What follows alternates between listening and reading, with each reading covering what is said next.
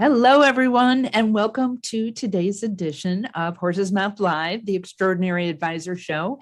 My name is Ellen Rogin, and as always, I have fabulous guests to share information with you that will help you in every area of your life, especially your business. We have a really interesting conversation today about how to find a super niche in your business and why this is more important than ever. We have a really wonderful person that I met through a fabulous advisor that I know, and she's a new friend of mine, Nancy Hetrick. And let me give you a little bit about her background before we start digging in. Nancy Hetrick is the owner of RIA Smarter Financial Solutions, Smarter Divorce Solutions, and Divorce Financial Planner Training Center. She's a certified divorce financial analyst, a mediator, forensic specialist,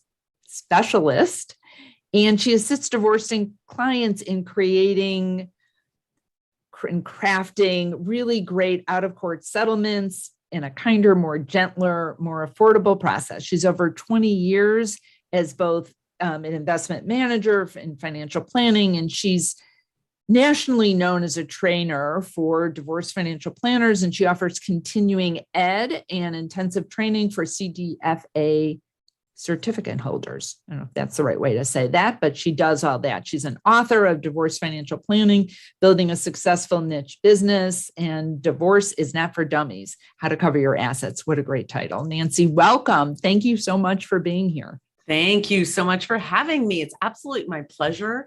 And I'm excited to talk to the other advisors out there. Yeah, for sure. So this idea of creating a super niche for your practice, why do you think that's so important now? You know, over the last, I would really quantify it as 40 years.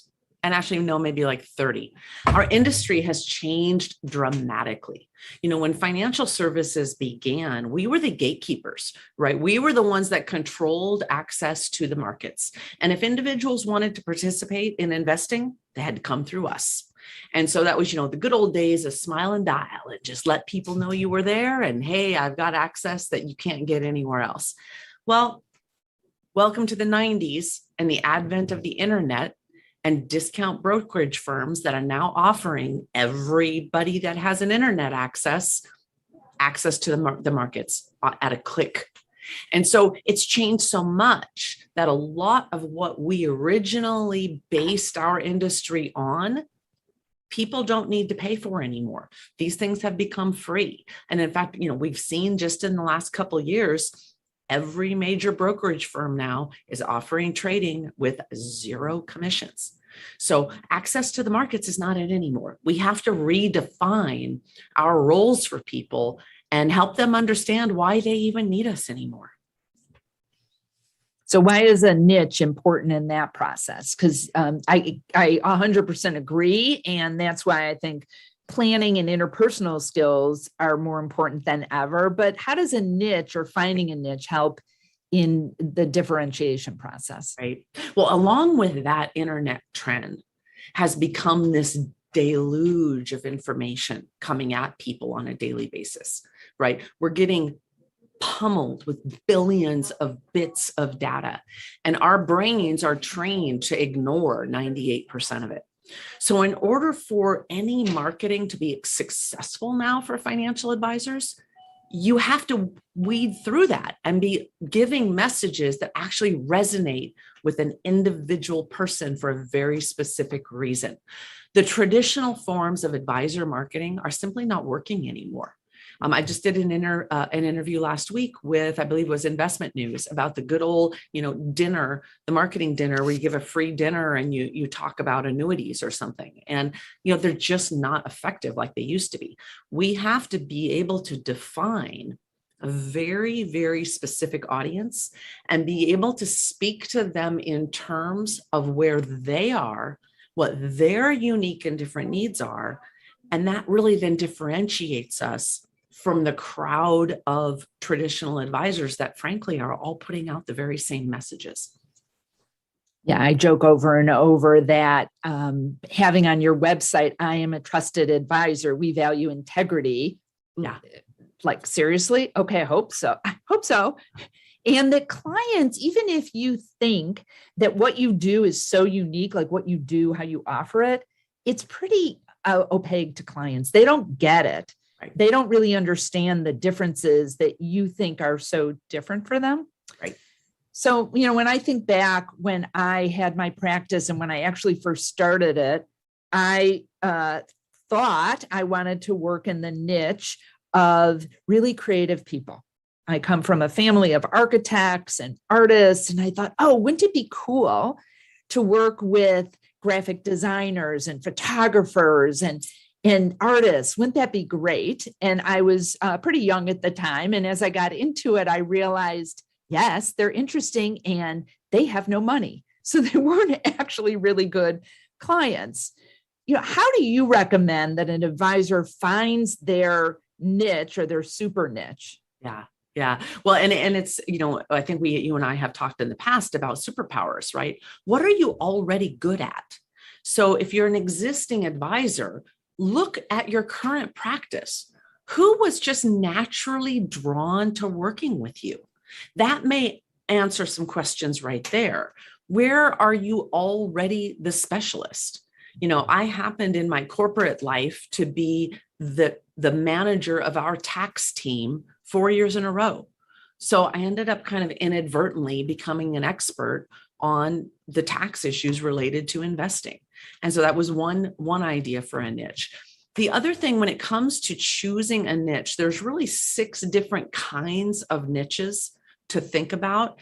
And some are more effective than others.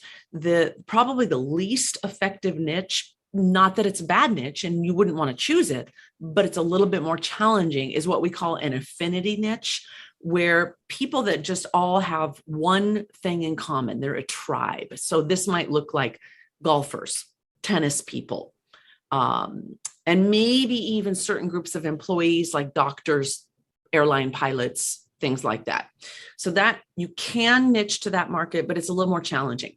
If you move across the spectrum, then to the more effective niches, they tend to be in the psychosocial division, which is going to be people in a specific psychological state, like divorce, like life transitions, like widowhood, things that they're going through as a collective, and they have very similar needs and very similar fears, frankly, because we have to spend a lot of time talking to those kinds of emotional topics in order to really connect with people.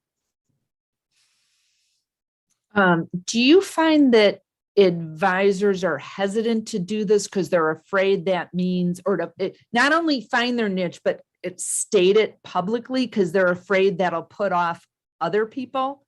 Yeah, I find it all the time. And in fact, one of the most comical things to me, and I see all the time in my training programs, is longtime financial advisors that usually have had their own experiences with divorce, whether it be their own divorce or a family member. And they're like, I really want to help people getting divorces. And so they come into my programs because they want to learn how to become, a really effective certified divorce financial analyst. And then as I'm working with them, they say things like, well, I know, but my time is limited because I still have to do all these traditional marketing things that I do for my wealth firm. And I'm like, wait a minute, you're kind of missing the point of creating a niche, right? When you find that niche, you go all in. And when you speak and put all your energies into the one population of people, it is amazing how much more business you will do than being out there trying to compete with every other financial advisor in your market. You get to actually now define yourself as the one solution for a very specific population. And since it's a smaller population, it's a whole lot easier to get in front of them, because now I don't have to market to the entire city. I get to market just to people in a very certain situation. So your marketing actually becomes much easier. And the other little surprise benefit is you actually don't typically end up marketing very long, because the community all talks to each other. So the referral marketing, it just becomes almost self-sustaining.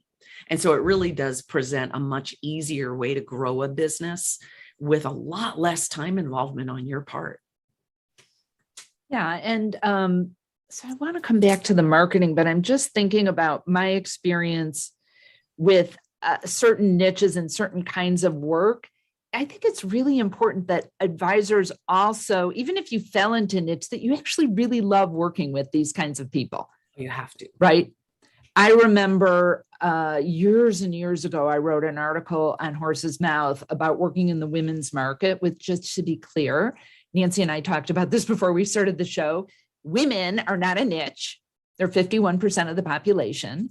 So, there's different niches within the women's market, but I remember writing about communicating in the women with women, or how to work more effectively. And one guy wrote in the comments that he does not like working with women, and he can't stand how long it takes and the stories they tell. And he got some feedback that was less than positive from some of the other people reading the article. To me, I thought, how self-aware. Fine, they don't want to work with you either, probably. And I think that is something, even if it's super lucrative, you have to love the audience that you end up choosing to focus on. Absolutely. And I would say to that too, especially with the divorce niche, because you're working with people going through one of the most emotionally traumatic times in their lives. And so it's really hard and it's emotionally draining. And if your heart's not in it, number one, you're not going to be successful anyway, and you're going to burn out and you're going to hate it. So one of the first things I tell people when they first contact me as financial advisors and say, hey, I'm thinking about doing this, I always say, why? What is your why? What's drawing you to wanting to do this work? And if their answer is, well, I've been a financial advisor a long time, I'm seeing the divorce rates among baby boomers, and I just think it's going to be a really good way to gather assets, I pretty much tell them quit right now. Because if that's your motivation, it will never be enough to carry you through to execute on all the things you're going to need to execute on. You have to have a passion for it. You have to have a passion for the population you're working with, so that you stay enthusiastic enough to maintain your own momentum and you continue to serve that population in new, innovative ways that are constantly changing and staying in tune with that population and how their needs evolve and change, because they do. They absolutely do. Yeah. And I'm really glad you brought up that story, because that was me. Before there was any of the certifications for divorce planners, I actually worked with two partners in a divorce planning practice. We had been taught by someone who kind of really, I don't know, she was a pioneer in this. And my partners used to joke that I think that they're like, I think you're afraid they're actually going to hire us, because I found it was not enjoyable for me. They were in this traumatic phase that I wasn't comfortable sitting in. It might have been where I was in my life at that time. But what I realized is I love working with women who were newly divorced. Then I could really serve them. I felt passionate about that. So it was getting clear what stage someone's at, where you think you can add the most value for them. Right. Absolutely. So, and, in my core introductory training, we spend a good time on defining your niche within the niche, because there's 10 different ways to show up in the divorce market. And you can actually choose, like you say, where's the perfect phase for me? Maybe I don't want to be involved during the divorce, but I really want to help them with the recovery process after. Well, what's interesting is there's a huge population of CDFAs that actually have a CPA background. They're not financial advisors. They're not financial planners, and they need partner financial advisors to do exactly what you're talking about. Yeah. So I love, part of what I love about what we do is the ability to apply our own creativity to, I can make this look however I want. So let's think outside the box and recreate financial services in a different way that's far more customized to the needs of specific populations of clients. And it's a really affirmative thing, I think, happening in financial services right now, that I think women are going to have a big voice in, and we all have an opportunity to really recreate and embrace a new way for consumers to view our entire industry. And niching is really the secret to do that, is really showing our value in ways that we really haven't had to before. So let's go back to marketing. So let's say, okay, you've identified your niche. What are some ways that you can get it out there in a way or communicate with people that might be in that niche, or people that deal with people in that niche? Some niches are easier than others for marketing. So for example, I have a financial advisor client that is in Dallas, Texas, and she has, through the College for Financial Planning, the designation to assist government employees, federal government employees. So you've got your FERS employees, CSRS, some of those really unique benefits plans. So for her, marketing is frankly shooting fish in a barrel, right? They're all working for the government. So you look at your current employers, you partner with their HR departments to go in and do lunch and learn presentations. And so it's a much easier audience to get in front of. And then nowadays with social media, there are Facebook groups of those employees. There are LinkedIn groups of those employees. And even becoming part of their employee assistance programs where the companies are sending people directly to you. Once you have that specialty, you have the power to position yourself as the expert and to become the expert. The one thing that I would tell anyone is choose your niche and then become the absolute master. Double down on whatever it is you know about that population and learn twice as much. And become the expert in that niche where you can anticipate the needs of everyone that you come in contact with. And then you almost don't even have to market yourself. It just will become a referral business so quickly, it'll make your head spin. And you can do that by speaking and creating content and doing guest spots on internet shows and podcasts and getting it out there that there is an actual expert who can answer all the questions that you have as an individual looking at the rest of your financial life. Two advisors that I know who've done a really good job of specialty niching have also done special reports, research projects. So one of them we've had on the show, Jen Dawson, and another one is going to be on in a few weeks. Jen's area are women attorneys, and she did a whole special report on the issues, financial issues of women attorneys. And she sent me a copy. It was beautifully laid out. It seemed well researched. And Jen is still someone in my network, and I know, but it was really easy for me to remember what she does and who she is because of, as you call it, a super niche. And also I was impressed with the fact she did this report. Heather Ettinger is another advisor who works with breadwinner women. So it's probably a big niche, but they have specific needs. She knows how she has to communicate with them. And she's also done research in that area. And I know Heather I met when we both spoke at an investment news conference. So she's really known in the industry, gets a lot of PR, just came out with a new book because of this specific area of expertise. So I'm totally hearing what you're saying on that, Nancy. Right. Well, and the big shift that has to happen, and this is a hard one, because if you've chosen to become a financial planner or investment manager, the whole world, right? We are inherently left brain analytical thinkers, right? We're the math geeks from school. We have a tendency to want to data dump. We want to tell people what we do, how we do it, and the step-by-step advantages to what we do. And no one cares. No one cares. So we have to reframe it into a meeting our clients where they are. What are their fears? What are they losing sleep on overnight? What are the things that they're worried about so that we can reframe our marketing messages into, are you someone who? Are you someone who fits this profile? Do you lose sleep at night over worrying about this and that and that and that? And so you get somebody to go, oh my gosh, they're in my head. Yes, that's who I am.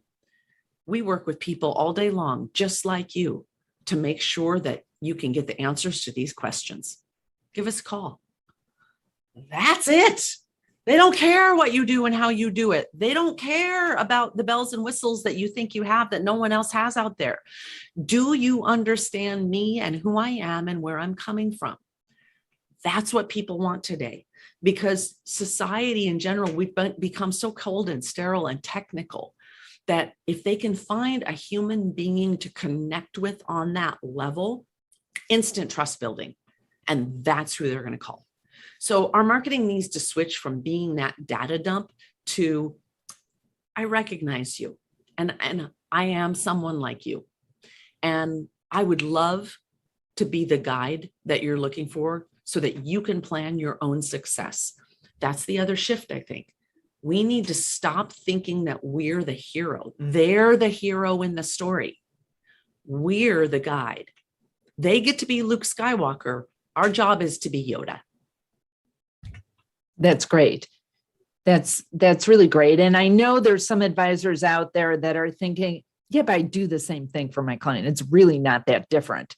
But what I'm hearing you say is the way is to, yes, maybe like the plan may not be all that different, or your investment process, but what's really different is your understanding of what's up for that person, where they're at in their life. Right. And I think it's a really valuable exercise, as you've recommended, to spend time about what problems are these people facing? What are they willing to admit they're facing? And then what are they not really willing to admit until you get a little more, deep with them? And then what do you know is their problem that they don't even know is their problem?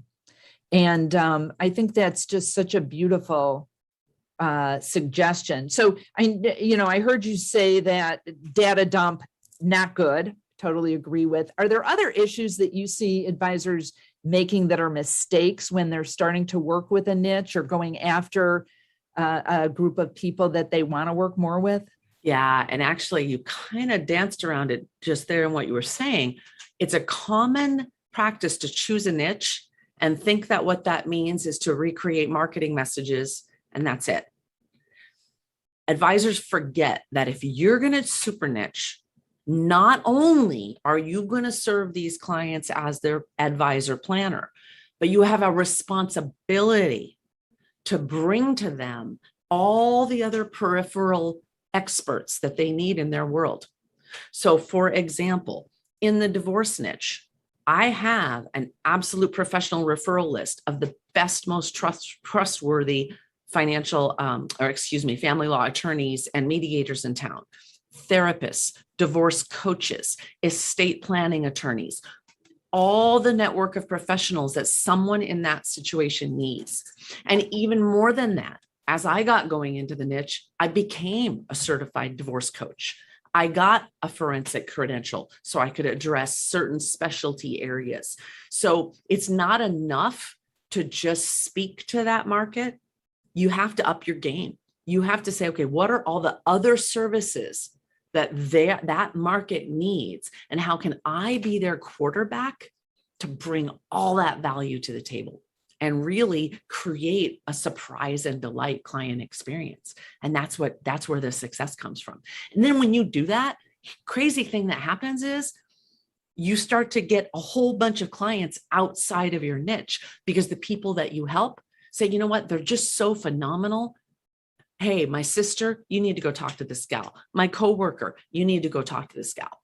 So that fear that you're cutting off the rest of the market, completely and utterly unfounded, because when you build that trust and you really invest yourself in helping that population, they will tell all their friends and family about you. So it's absolutely a win-win on every level of the way it works. That's so great. I do want to make one comment about when you were saying having the perfect other referral sources. And I know you mean this, and I just want to make a distinction that it's not just they're the most qualified, but they work well with your niche. So I worked with a lot of women that were going through transition divorce. They were widowed, and the estate planners that I worked with, they could be great, but if they were condescending or not talking in a way that served my market, they were not getting that referral. And it's not always easy to know that. Sometimes it was really helpful for me to sit in on a meeting, because someone could be great with me and not be condescending, but the second they got a woman Right. who knew less in front of them, all of a sudden they was like they were talking to their grandmother or something. Right. And that was not okay for my clients. A wonderful point. And so I feel like it is my personal responsibility to make sure that if I refer a client to another professional, I absolutely know the experience they're going to have. So I do a lot of research up front. A lot of my professional referral sources came to me by personal referrals from other people that I know, like, and trust who did work with them. So you are correct, because when you do that, if somebody has a bad experience, now it becomes a personal reflection of me of, well, that's who you told me to work with. So we have to really form those partnerships together where we're like-minded about the clients we serve and how we serve them. And so the screening process is critical. Yeah. Any last focus areas or tips that you have for our listeners or viewers of the show today, Nancy, to help them either identify their niche, grow their niche, get more clear, and grow their business? Yeah, absolutely. There's actually a lot of resources out there. You know what? Let me just offer, if anyone wants, I have what's called the Niche Market Discovery Worksheet. And it's not something I created at all. I often like to, mine the world of resources that is available at our fingertips, but I'm happy to share with anybody. It takes you through a step-by-step process of getting clear on what would be the right niche for you. And it is an exercise. It's something that you really have to spend some time with thinking about. But what I would say is, don't be afraid to do it, because my fear for the entire financial services community is, if you fail to do this properly, you may find yourself going the way of the dinosaurs. With commission-free trading, robo-advisors to do asset allocation and investments, and you can even get a rudimentary financial plan for free on a mint.com or out of, Quicken Home and Office. We've got to reinvent ourselves. And so now's the time to do it. Fabulous. Fabulous, Nancy. So Nancy, if people want to learn more about you, or get in touch with you for this resource sheet, or to learn more about the programs you offer, where should they go? Feel free to email me directly, nancy@smarterdivorcesolutions.com, which is the divorce business. And I think you shared my contact information with my financial firm, which is smarterfinancialsolutionsaz.com. And by phone as well, 877-552-4017. But we're real responsive via email. Contact me anytime. And if you are interested in learning more about the divorce niche, be more than happy to do a free strategy session with you. Shoot me an email. Perfect. Thank you. And thank all of you for tuning in today, listening to this really great conversation. I hope it's got you thinking about even niching down more, or a niche that you might want to explore. Again, my name is Ellen Rogin. And if you want to find out more about me, you can do that at ellen@ellenrogin.com. And if you go to ellenrogin.com/horse's mouth, you can download my special report, What Extraordinary Advisors Know That Others Don't. And remember to be great and create great every single day. Thank you, and we'll see you next time.